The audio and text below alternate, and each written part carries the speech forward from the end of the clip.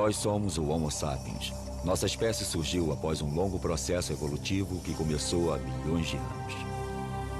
Mas o que sabemos hoje sobre esse processo? Sem dúvida, o homem descende do macaco. Mas como e por que o macaco se tornou homem? Achávamos que uma coisa estava certa. O macaco se ergueu sobre duas patas para sobreviver na savana. Assim, a adaptação ao meio ambiente era a força motriz da evolução. Mas hoje, numerosos fósseis começam a contradizer essa hipótese. Cientistas de várias áreas já estão chegando a uma conclusão diferente. A força motriz da evolução não é externa, mas interna ao ser humano. Uma nova teoria nasceu. Uma nova teoria que fala de uma história interna, de uma memória embutida, constantemente em ação dentro de nós. Nossas mandíbulas a confirmam. O Homo sapiens não é o fim da linha. Ainda estamos evoluindo. Mas estamos evoluindo para quê? Como será o Homo futurus, o homem que virá depois de nós?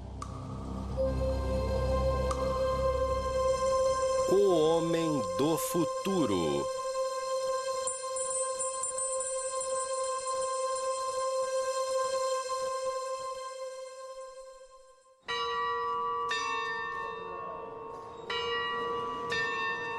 Nos últimos 20 anos, o número de fósseis encontrados triplicou. E o que revelam abala nossas convicções. A paleoantropologia está em polvorosa e toda reunião de especialistas acaba em um debate acalorado. Ao nosso redor conheciam o que nós chamamos de avaliação feita pelos pares. A teoria de que os macacos ficaram eretos em duas patas para se adaptar à savana está cada vez mais enfrentando fatos contraditórios. Todas as tendências apontam claramente para uma região talvez toda de floresta, no princípio, mas não simplesmente de floresta. Talvez um mosaico com grandes espaços abertos e também espaços de floresta. O aumento do número de descobertas torna o assunto confuso. Elas modificam o cenário e nos forçam a reconsiderar questões fundamentais. De onde nós viemos? Para onde nós vamos? Quem somos nós? Qual é a definição de vocês para a taxonomia hominídea? Para vocês, o que são características derivadas? Por hominídea, quero dizer o ramo humano, porque isso pode ser debatido. Temos colegas que também põem os chimpanzés e os gorilas no grupo hominídeo. As cavernas de Stegfontein são um dos sítios pré-históricos mais prolíficos da Terra. Aqui, em 1997, Ron Clark descobriu um dos fósseis que sacudiu as teorias estabelecidas. A 12 metros de profundidade, no fundo desta caverna, havia um esqueleto intacto de um ancestral distante que se transformou em pedra com o tempo. Esse indivíduo era um australopiteco, tem uns 3.300.000 anos. Ele morava em um ambiente de florestas e, por algum motivo, chegou perto demais da entrada de um buraco que levava ao fundo desta caverna.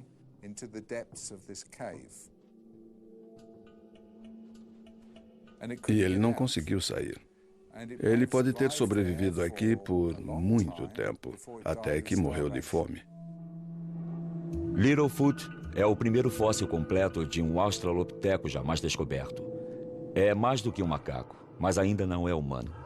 A estrutura de seu esqueleto permitiu que os especialistas confirmassem que já ficava ereto, mas o formato de seu pé causou sensação, porque é muito mais adaptado à vida nas árvores do que na savana. O pé indica que o dedão do pé era como um polegar. Eu quero dizer, ele podia se mover um pouco para longe dos outros dedos. Ele podia fazer assim. E isso também seria útil para ajudar o indivíduo a subir em árvores.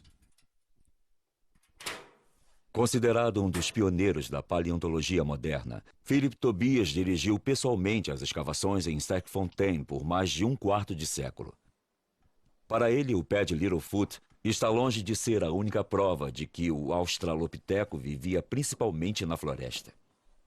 Se a gente olhar para todas as provas dos restos de animais, dos restos de plantas e dos hominídeos dos sítios do sul da África, do leste da África, eles apontam para um bioma uma massa viva de criaturas, plantas e animais que não estavam ajustados à savana, não estavam adaptados a ela. Ao contrário, percebemos que são criaturas, tanto as plantas quanto os animais, que seriam bem adaptadas à vida de uma floresta. Assim, nossos ancestrais já ficavam de pé sobre duas pernas enquanto ainda viviam na floresta.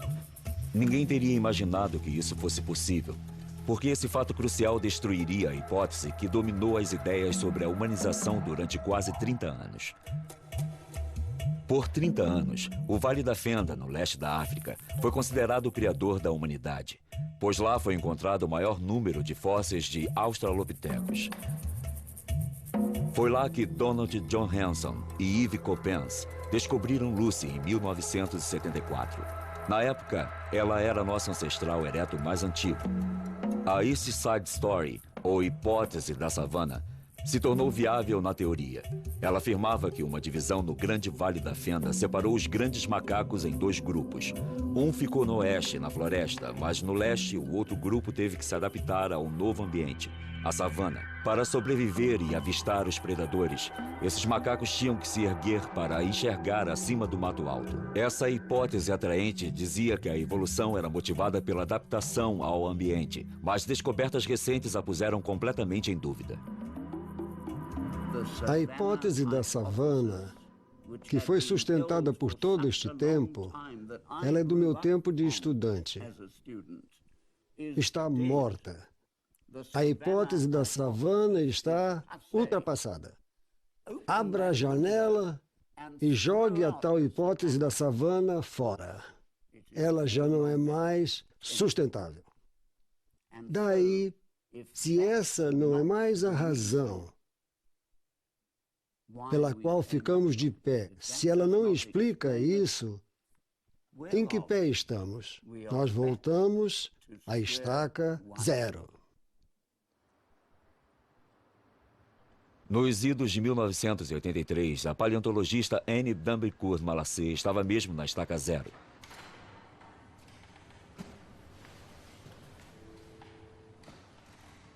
Como muitos de seus colegas, ela resolveu escrever sua dissertação sobre a evolução dos maxilares em nossos ancestrais fossilizados.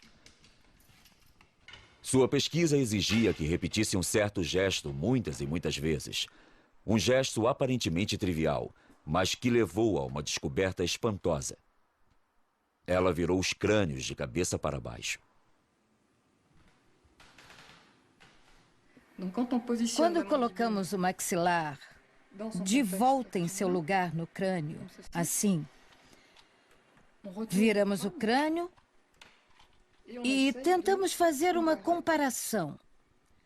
Desta vez não dos maxilares, mas da base dos fósseis de um chimpanzé jovem, de um neandertal jovem e de um sapiens jovem.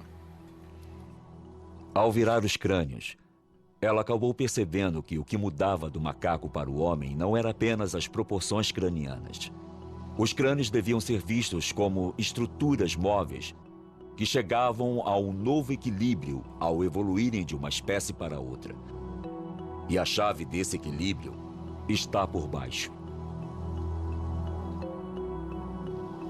A novidade aqui foi perceber que, se a forma da mandíbula mudava, a forma da face mudava também.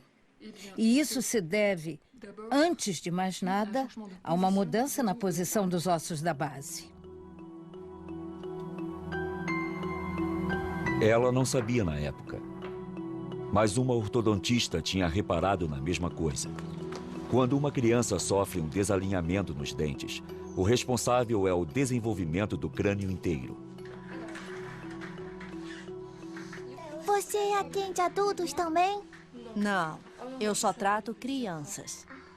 Ao colocar nas crianças aparelhos dentais que fazem pressão diretamente na base do crânio, Marie-Joseph Deyer consegue recuperar o equilíbrio e tem muito mais sucesso do que simplesmente alinhando os dentes. Nós tratamos crianças de 6 anos e mais jovens ainda do que isso, porque parece muito mais simples intervir nessa idade. Intervir diretamente no próprio osso, no desenvolvimento dele. Na Europa, 70% das crianças têm problemas com desalinhamento de dentes e maxilares. Nos Estados Unidos, 80%. No Japão, 95%. E esses números estão aumentando sempre. Cada uma está registrando, medindo e analisando esse fenômeno. Ao longo da evolução, a base do crânio gira para baixo cada vez mais, e o desalinhamento dos maxilares das crianças de hoje pode ser explicado pelas diferenças que isso cria nos ângulos. Mas qual é a chave para essa flexão?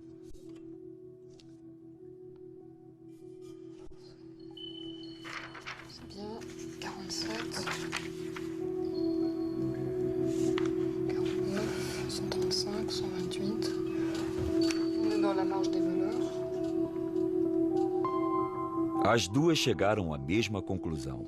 A base craniana, assim como o crânio inteiro, está organizada em torno de um único osso, o esfenoide. Se voltarmos atrás no nosso processo de desenvolvimento, o primeiro osso a ficar no lugar e que determina a posição dos outros em sua formação é o que chamamos de esfenoide. É o osso mais complexo e diferenciado no crânio. O esfenoide é um osso bem escondido no próprio centro do crânio. Ele tem uns 10 centímetros de largura, com uma forma de borboleta. Ele está no nível dos olhos, bem abaixo do cérebro. Este osso é o núcleo em volta do qual nosso crânio e depois nosso esqueleto tomam forma enquanto nos desenvolvemos. O osso esfenoide é o pilar central do nosso grande quebra-cabeças craniano. À frente dele está a região da fronte. Pelos lados, os ossos temporais e parietais. Por trás, tem uma série de ossos que se juntam à coluna vertebral e que determinam nossa postura trípode.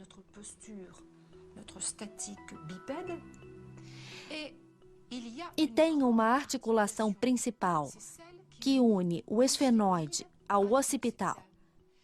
Essas articulações atuam no ato de mastigar. Elas se movem e absorvem toda a pressão, não só da mastigação, como do bipedalismo. Mesmo que tudo isto pareça sólido, a construção de cada osso obedece à mecânica de fluidos. Então, não temos simplesmente um bloco de ossos. O que temos é um quebra-cabeças que realmente vive, é dinâmico e se mexe. O esfenoide é a chave. A forma desse osso evoluiu durante milhões de anos. E a cada vez que se dobrou, levou ao aparecimento de uma nova espécie da família hominídea. O extraordinário é que o esfenoide mudou de forma 5 vezes em 70 milhões de anos, curvando-se um pouco mais para baixo a cada vez. Como podemos explicar a repetição desse fenômeno em intervalos de milhões de anos? Pela primeira vez, uma tendência única salta aos olhos. Uma espécie de fio narrativo que parece se estender na história de nossa evolução desde os primeiros primatas até o homem moderno. Em que ponto do desenvolvimento individual esse osso crucial fica no lugar? E como? Anne Dambricourt se aprofunda no estudo do desenvolvimento fetal e embrionário. Ela quer determinar o momento exato em que o esfenoide adquire a sua forma.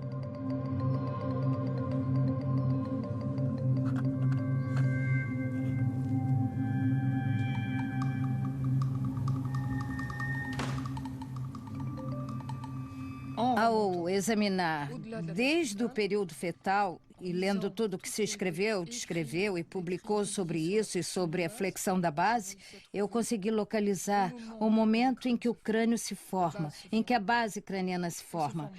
Ela se forma sozinha e o momento da flexão é muito aparente. Se dá entre 7 e 8 semanas. Em outras palavras, praticamente no fim do período embrionário, logo antes do começo do período fetal. O esfenoide é o primeiro osso a se formar no embrião.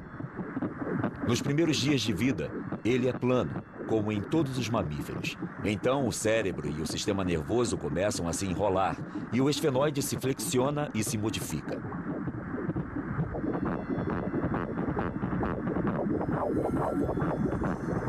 Estudando o desenvolvimento desse osso em diferentes espécies de primatas, Annie Dumbrey-Court descobriu exatamente a mesma flexão, ainda que bem menor em outras espécies do que no homem.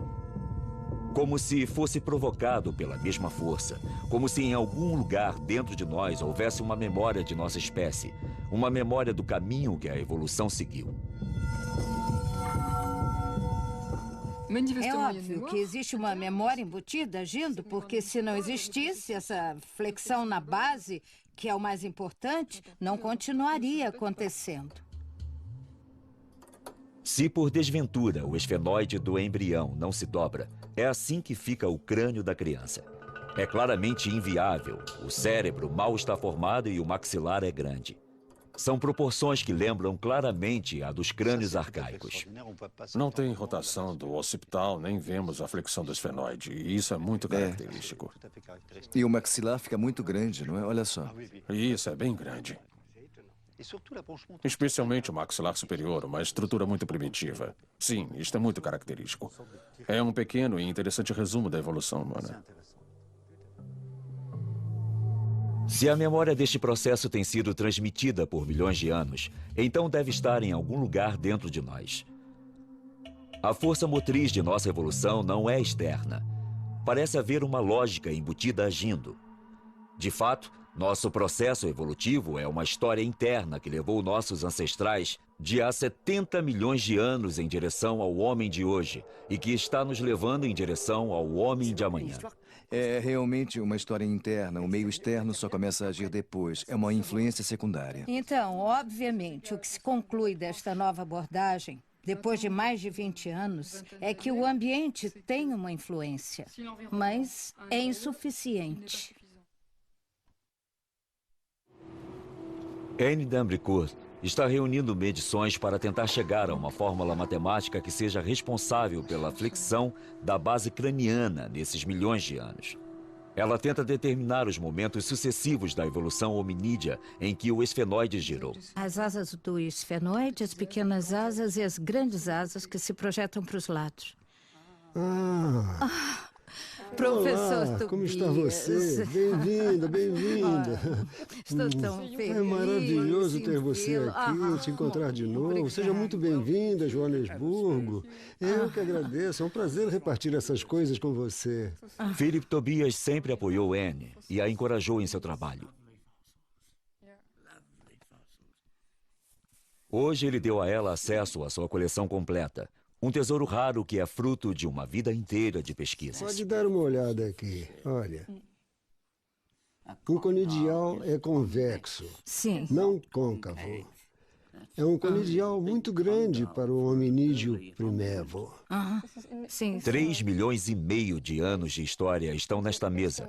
Fósseis de hominídeos que Annie pode gerar e examinar como quiser para medir a flexão de sua base. Pode dar uma olhada. Isto é como montar um quebra-cabeças. Você percorreu um longo caminho desde aqueles dias. E vai me desculpar por dizer isso, mas ainda falta um bocado de caminho. Ela levou 10 anos de pesquisa ao redor do globo para conseguir descrever com exatidão as transformações do esfenoide no tempo. Mas o que descobriu confirmou seu pressentimento. A evolução hominídea não ocorreu gradualmente, mas em grandes estágios.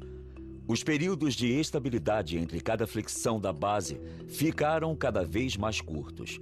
E a cada vez que o esfenoide continuava seu movimento, era dado um passo no processo de hominização. A história contada pelas flexões sucessivas do esfenoide é a história das grandes mutações que levaram ao homem. Esta é a nossa história. Então temos aqui a história incrível dos mamíferos. A base do crânio é plana. Daí começa a se dobrar e parece não poder parar uma vez que o processo começou.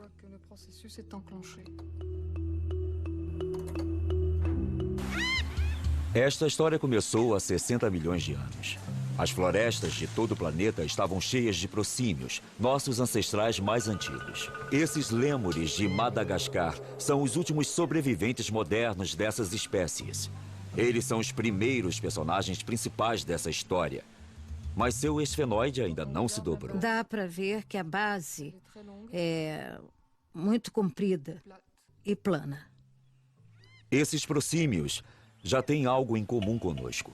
Uma versão rudimentar da nossa mão, o polegar, que milhões de anos mais tarde se tornaria indispensável ao homem.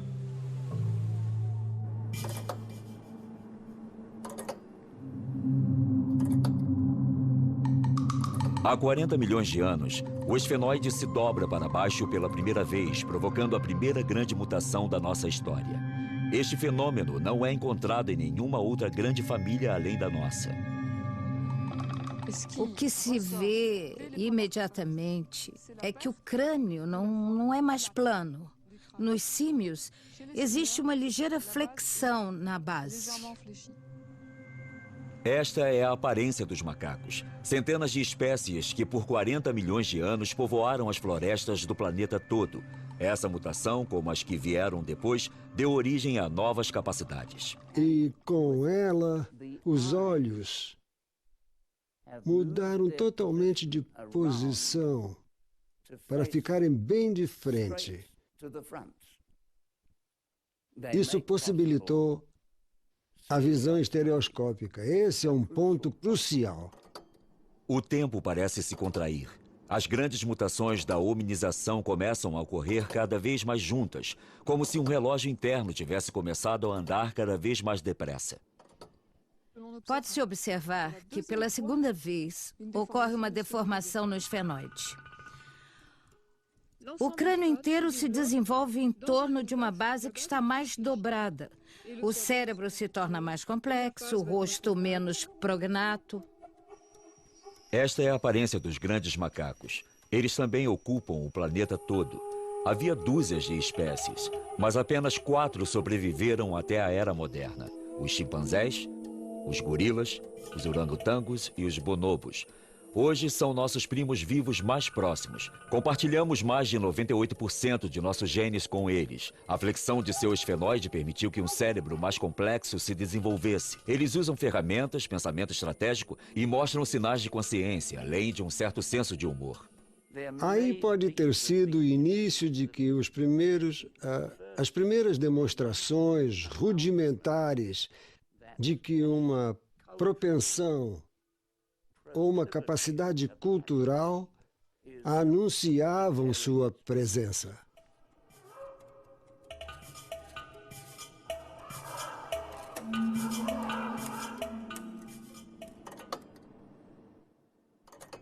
O ritmo acelera de novo. Há 6 milhões de anos, o esfenoide se dobra uma terceira vez, sempre na mesma direção. Esta é a aparência do australopiteco. Eles não são mais macacos, mas também ainda não são humanos.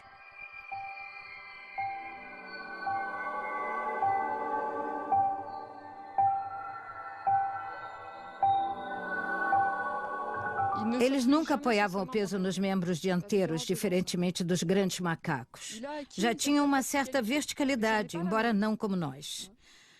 A base de sustentação deles era diferente da nossa, então eles ainda não ficavam muito firmes e, quando caminhavam, ainda não tinham o senso de balanço bípede do homem moderno.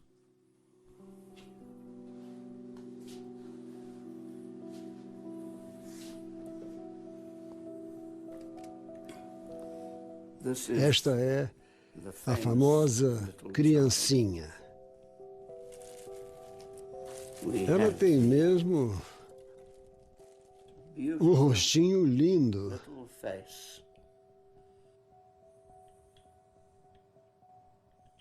Uma articulação perfeita.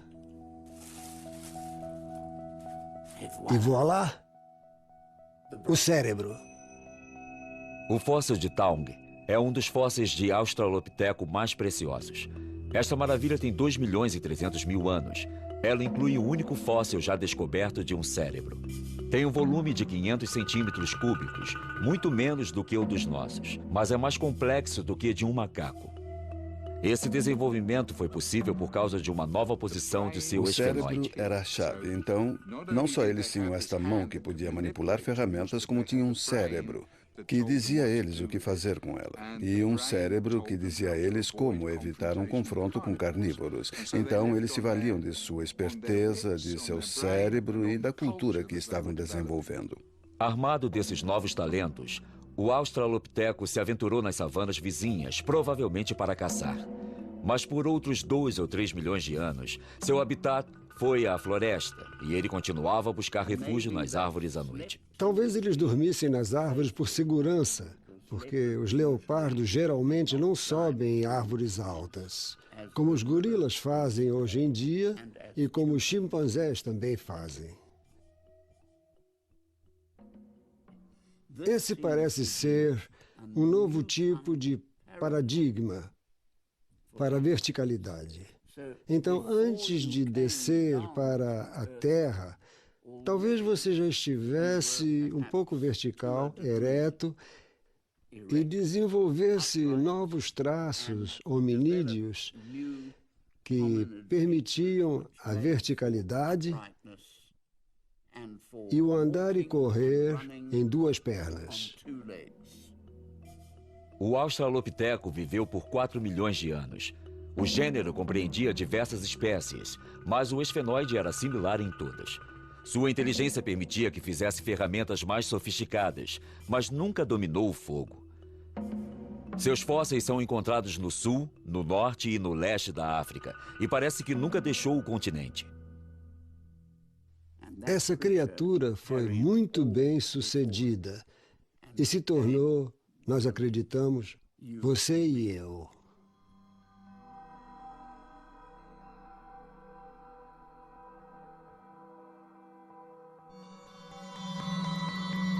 Há 2 milhões de anos, houve uma 4ª contração do tempo. O esfenoide se dobra e nossos ancestrais ficam ainda mais eretos. Esta é a aparência dos que chamamos de Homo, o homem.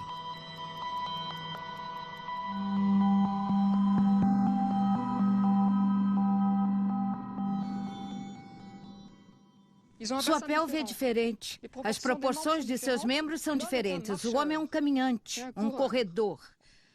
Há um novo balanço bipedal, um novo desenvolvimento psicomotor e, de novo, o mesmo padrão. A base do crânio tem um esfenoide que girou ainda mais. A coisa que muda com a primeira ocorrência do Homo é a aparição da linguagem. A nova posição de seu esfenoide aumentou ainda mais a complexidade do cérebro desses primeiros homens. Também liberou a laringe parcialmente, o que tornou a fala possível, embora nossas atuais vogais ainda estivessem fora de seu alcance. Essas mulheres são os últimos humanos que falam Khoisan, a linguagem dos bosquímanos. Foneticamente falando, é uma das linguagens mais ricas do mundo. Ela tem todos os sons que usamos e também os emitidos pelos primeiros homens.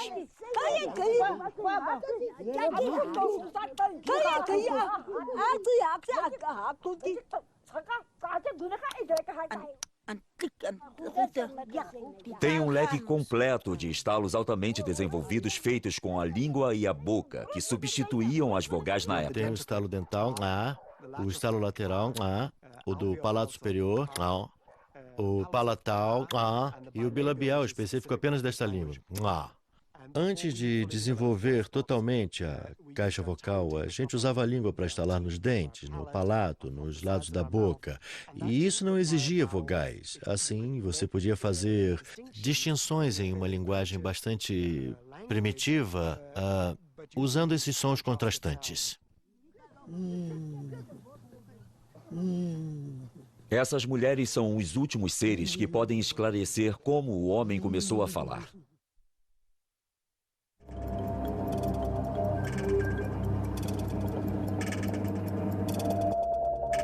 Há 160 mil anos, o relógio tocou de novo. O esfenoide se dobra uma 5ª vez.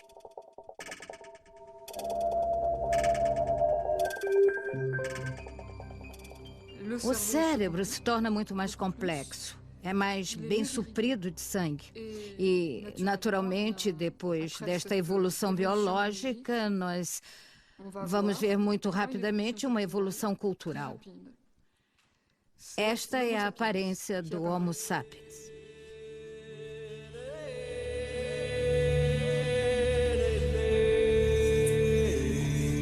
É o advento do pensamento abstrato.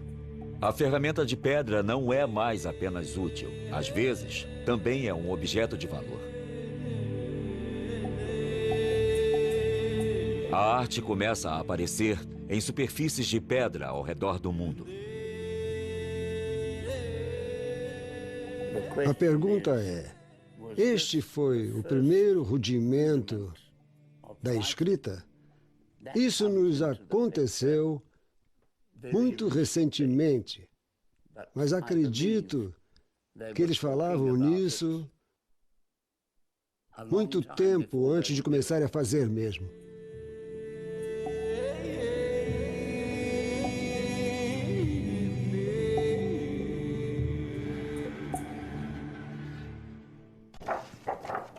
O que é mais extraordinário na descoberta de Anne é que ela nunca põe em dúvida a classificação tradicional dos fósseis.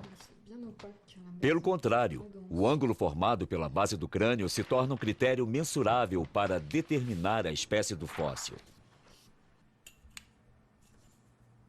Por exemplo, isso permite responder à questão levantada por Toumai, um crânio fóssil com mais de 6 milhões de anos e considerado como um membro mais antigo da família humana.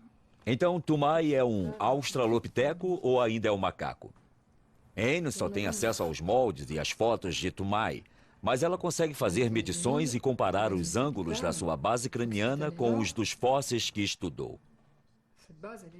Esta base é comprida demais para um hominídeo. É um macaco deformado. Até o momento, com estes elementos, nada nos leva a crer que seja um hominídeo. Esta nova versão de nossa história também resolve alguns dos enigmas que as teorias anteriores tinham cada vez mais dificuldade em esclarecer. Um desses enigmas é como o homem populou a Terra. Sabemos que o Homo apareceu na África há 2 milhões de anos e que a deixou para colonizar o mundo.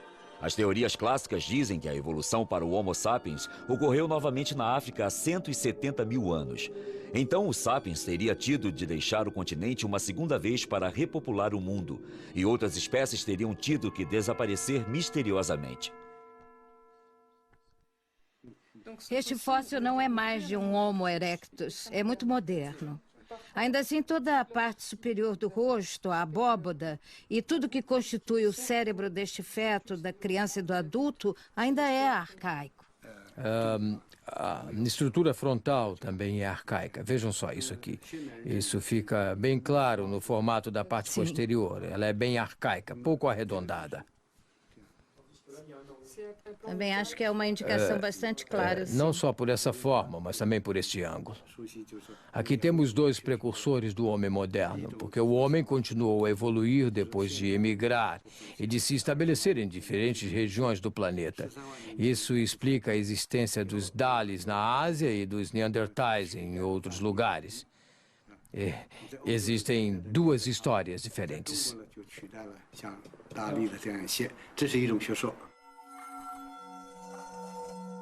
Os Dalis fornecem provas de que o homem arcaico evoluiu para o sapiens simultaneamente em diferentes partes do mundo. Isso poderia dizer que não houve apenas um, mas diversos locais de origem da humanidade moderna? Marie-Joseph Deye também foi à China, onde suas observações das diferenças entre as estruturas cranianas das crianças chinesas e europeias a levaram a tirar a mesma conclusão. Em Pequim, vimos crianças mais velhas que pareciam ter a mesma malformação, mas foram tratadas em tempo recorde. Isso não pode ser explicado pelos aparelhos e procedimentos usados. É mais provável que haja alguma diferença na estrutura e no desenvolvimento do crânio que as torna mais fáceis de tratar.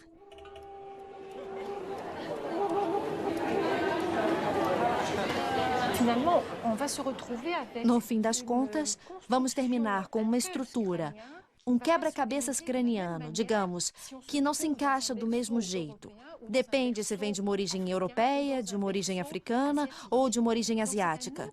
Na minha opinião, é através de nosso estudo das crianças de hoje que viremos a entender como os vários locais de origem da humanidade se organizaram. Se realmente existiram vários locais de origem da humanidade moderna, então o Sapiens não precisou deixar a África uma segunda vez para repopular o mundo. Essa hipótese muda inteiramente o mapa de como os humanos ocuparam a Terra. O Homo realmente saiu da África há 2 milhões de anos, mas ele também evoluiu em diferentes regiões do planeta e um grande número de espécies se desenvolveu. Algumas delas, como o Neandertal na Europa e o Sinantropo na Ásia, desapareceram sem deixar descendentes. Mas outras, na África e na Ásia, deram origem aos humanos modernos simultaneamente. Então, como podemos explicar a lógica que leva o esfenoide e o crânio a mudar no mesmo modo no planeta inteiro? O que permite que essa memória exista e seja repassada? Hoje em dia, o campo da genética está dando respostas aos paleontologistas.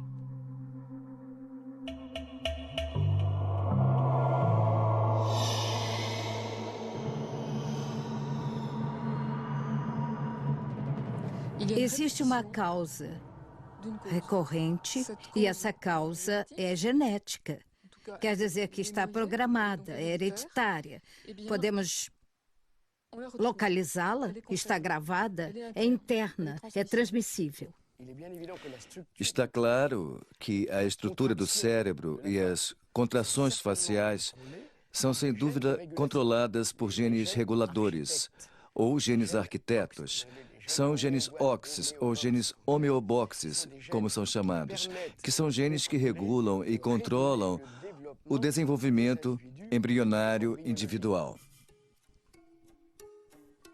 Este é o axolot, uma pequena salamandra aquática encontrada no México. Esta criatura permitiu que os cientistas elucidassem o papel dos genes reguladores.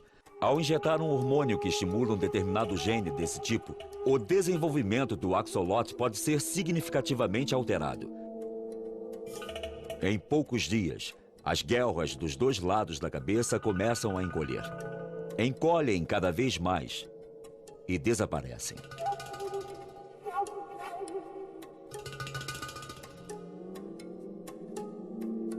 E a salamandra abandona a água, pois se tornou um animal terrestre com um par de pulmões. Você não precisa de 1 milhão de mutações. A mutação de apenas 2 ou 4 genes reguladores pode mudar completamente a estrutura de um organismo. Assim, a mutação de uns poucos genes é o bastante para explicar as dramáticas diferenças morfológicas que nos separam dos macacos, embora compartilhemos 98% de nossos genes. Durante a evolução toda, temos o mesmo padrão básico. Mais espécies desaparecem, se tornam extintas, são incapazes de sobreviver a mudanças dramáticas no clima e na ecologia, diferente das que tiveram as mutações certas e sobreviveram. A evolução é a exceção.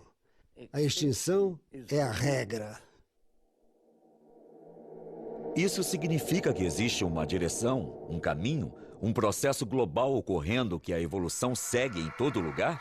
É uma pergunta perturbadora que todo pesquisador que estuda a origem da vida e da história do universo deve perguntar.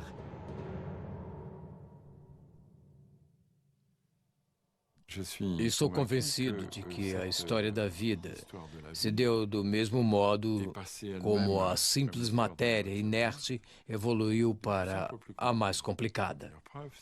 A melhor prova que temos é que todos os fósseis dos primeiros 3 bilhões de anos são unicelulares. E que temos que esperar até o 4º bilhão para achar fósseis pluricelulares. Criaturas vivas que eram multicelulares. E a regra geral do nosso universo está escrita tanto na terra quanto no céu, na história da vida e na história do homem. Portanto, há regras gerais, como a da complexidade crescente que regula o universo, a matéria e a vida. São leis que operam no meio das mudanças e que determinam a história humana, assim como a do nosso universo.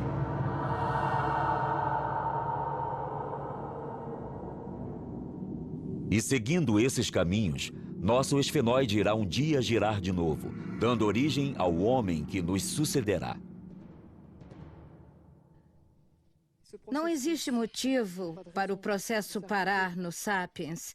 Temos razões para crer que, em mais alguns milhares de anos, não sabemos exatamente quantos, mas podemos ter certeza de que as populações vão evoluir simultaneamente, ao mesmo tempo. A verticalização da face, o arredondamento da parte posterior do crânio, a redução da mandíbula e dos pomos da face são tendências que vêm de longe no passado e que vão continuar.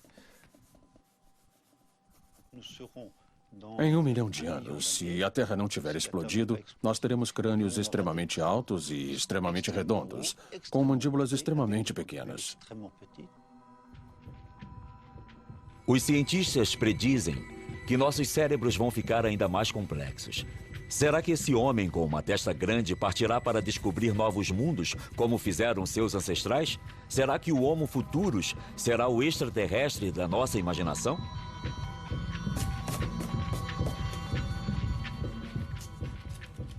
Podemos também imaginar um monte de aparelhos eletrônicos que serão colocados na nossa pele, por baixo da pele, dentro dos nossos órgãos, junto de nossos órgãos ou que os substituirão. Pela primeira vez desde que a vida começou, uma criatura, o ser humano, pode ser capaz de influir em sua própria evolução. Com o poder que a ciência deu ao homem para intervir no âmago de suas próprias células, ele tentará dirigir o rumo de sua história interna? O Sapiens dará ao Homo Futurus tempo suficiente para sucedê-lo? Se o homem não conseguir controlar sua população e salvar os recursos do planeta, ele arrisca se extinguir, o que significa que o mundo se tornará de novo o que realmente é, ou seja, um mundo de bactérias, artrópodes e insetos. Também podemos esperar que esses humanos tenham uma consciência de seu lugar de origem, que não será mais a África, mas o planeta. E o que ele fizer com esse cérebro, que será fundamental para a sua sobrevivência e sua adaptação. Essa é a mensagem verdadeira da evolução humana, a de ensinar às crianças a linguagem humana. Ensinar às crianças os mecanismos da sobrevivência e ensinar a elas as mensagens dos rituais e dos espíritos, do espiritual, que se tornaram e se tornam ainda muito mais importantes na sobrevivência do homem. Aí está o futuro.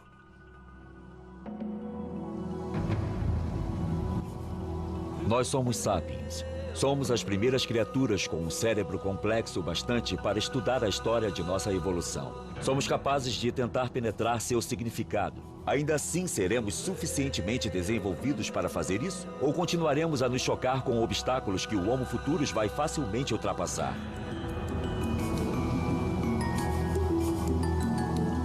Versão brasileira Audiocorp.